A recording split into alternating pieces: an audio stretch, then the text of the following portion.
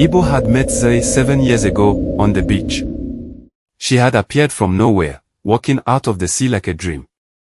She was beautiful, long, dark hair, eyes like deep pools, and a voice that made him forget everything around him.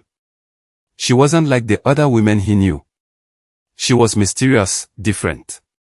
She never talked about her family or where she came from. But they were happy. He loved her. He didn't need to know more. Over the years, they stayed with him, and their love grew. But there were strange things he couldn't ignore. Sometimes, her skin would shimmer like water, especially under the moonlight. Her eyes seemed to glow in the dark. And when they swam together, she could stay underwater for hours, far longer than any human could.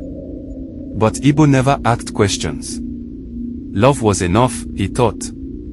He didn't mind the silence, the nights when Zoe would disappear into the water without saying a word.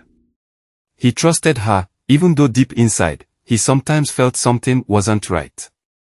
Then, the dreams started. Dark, terrible dreams. In them, Ibo saw Zoe's face, twisted and pale, calling out to him from the depths of the sea. The water was cold, and he couldn't breathe. He would wake up sweating, his heart racing, but Zoe would always be there beside him, calm and loving, like nothing had changed.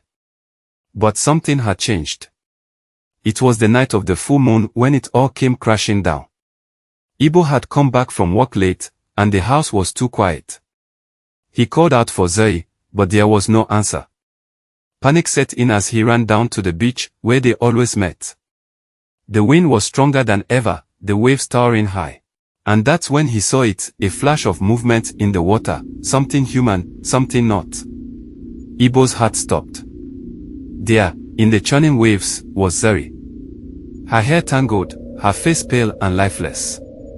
He rushed into the water, struggling against the pull of the waves, and grabbed her, pulling her to the shore. But when he looked at her face, his stomach turned. Her eyes were empty, black like the depths of the ocean. Her skin had turned a cold, sickly blue. He shook her, calling her name, but there was no response. Zoe was gone. Then, as he stood there, looking down at her, something even darker happened. A voice, deep and ancient, like the sea itself, whispered in his ear. She was never yours. Ibo froze. He turned to see a figure standing on the water's edge, a shadow in the storm. The figure stepped forward, revealing a man, tall, with eyes like the sea, deep and endless. I've waited long enough, the figure said, his voice like thunder. The world around Ibo blurred, and he felt the cold of the ocean pulling at him.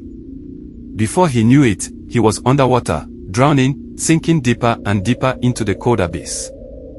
The last thing he heard was the voice, now louder, echoing through the water. Unquote, she was mine first, unquote. Ibo woke up gasping for air, lying on the sand. The storm had passed. The sky was calm.